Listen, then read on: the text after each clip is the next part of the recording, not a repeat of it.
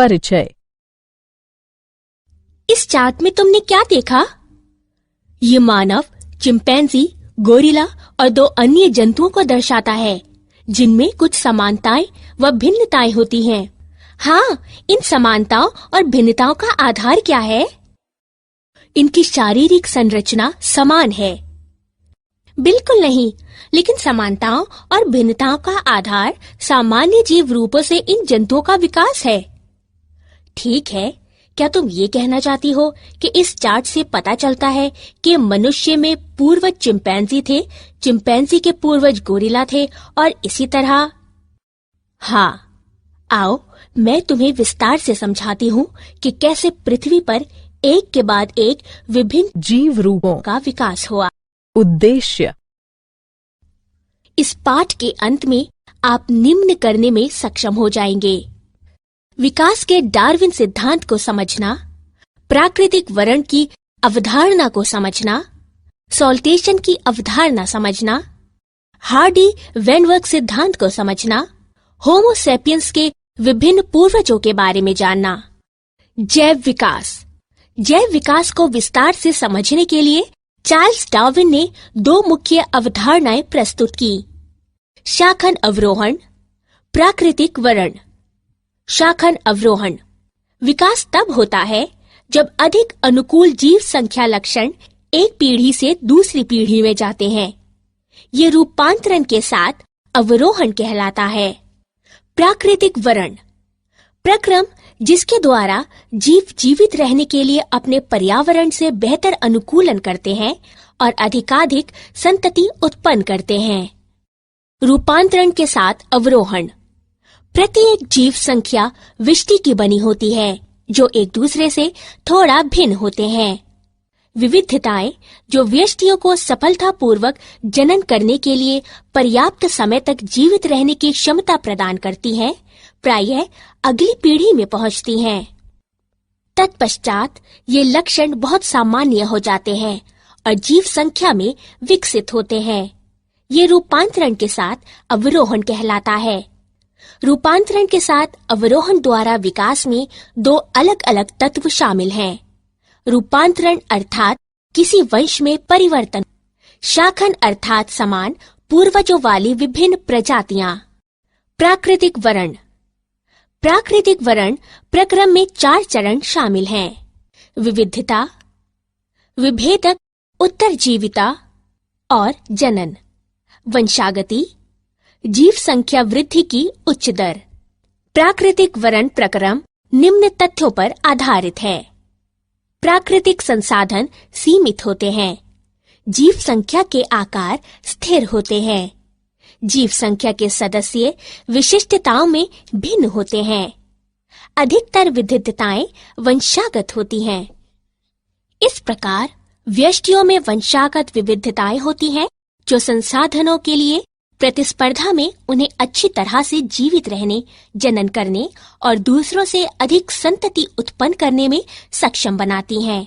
इसलिए एक समयावधि के दौरान जीव संख्या की विशिष्टता में परिवर्तन हो जाता है और नए स्वरूप प्रकट होते हैं। प्राकृतिक वर्ण के उदाहरण: प्रतिजैविक प्रतिरोधी H. पाइलोरी में उत्परिवर्तन होता है, जिसके परिणाम स्वरूप एंजाइम उत्पन्न करने की जानकारी नहीं मिलती है।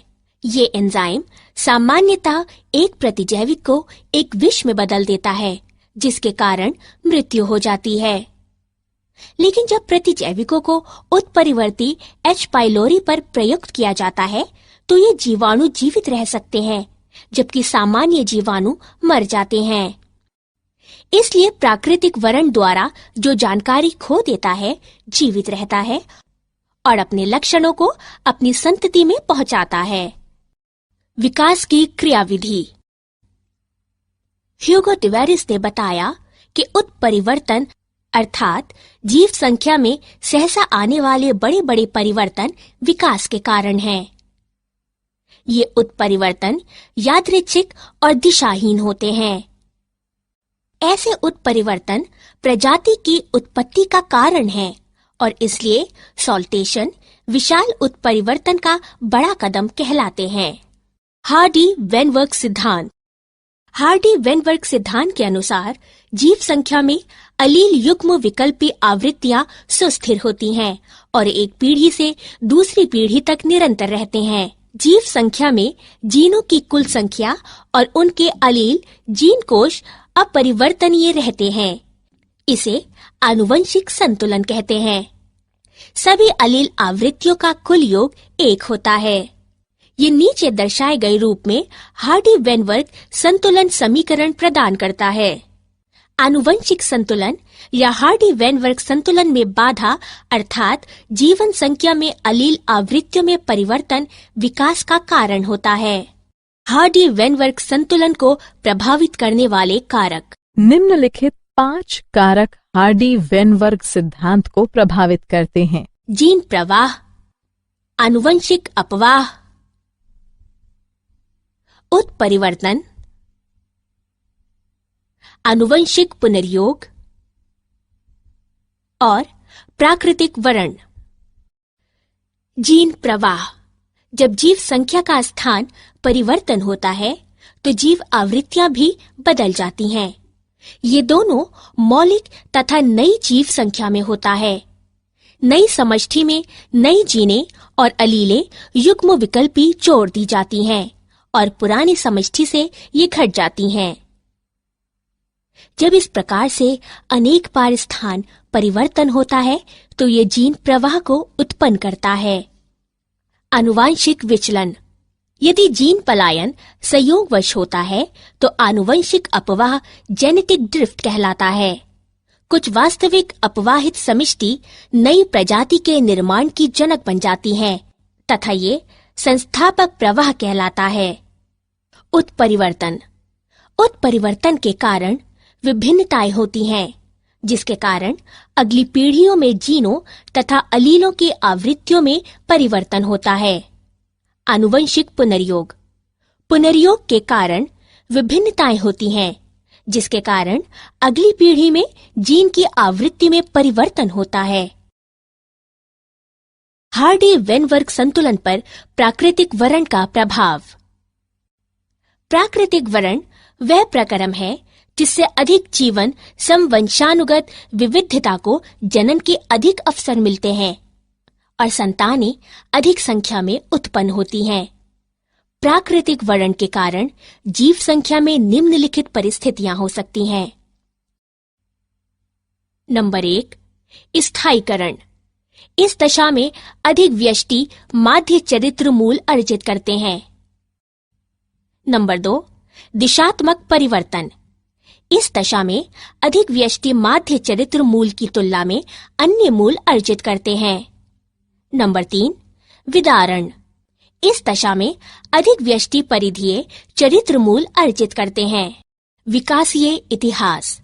लगभग 2000 मिलियन वर्ष पूर्व MYA पृथ्वी पर जीवन का प्रथम कोशिकीय रूप प्रकट हुआ। इनमें से कुछ कोशिकाओं ने प्रकाश संश्लेषण के समान प्रक्रिया द्वारा ऑक्सीजन मुक्त की। धीरे धीरे एक कोशिकीय जीवों से बहुकोशिकीय रूपों का विकास हुआ। आगे का विकास निम्न अनुसार ज्ञात किया जा सकता है।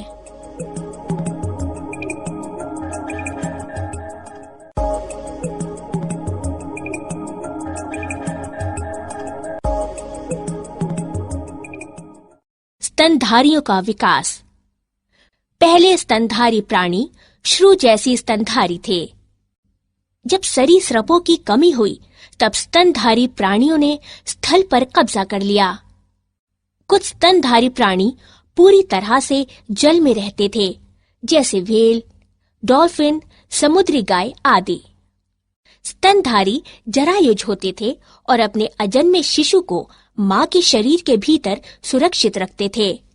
स्तनधारी प्राणी खतरों के प्रति सतर्क रहने एवं बचाव करने में अन्य प्राणियों की तुलना में अधिक बुद्धिमान होते थे। मानव का विकास। पूर्ण भाषा कौशल और आत्मचेतना के साथ मनुष्य निम्नलिखित चरणों में विकसित हुआ है। ड्रायोपिथिक्स।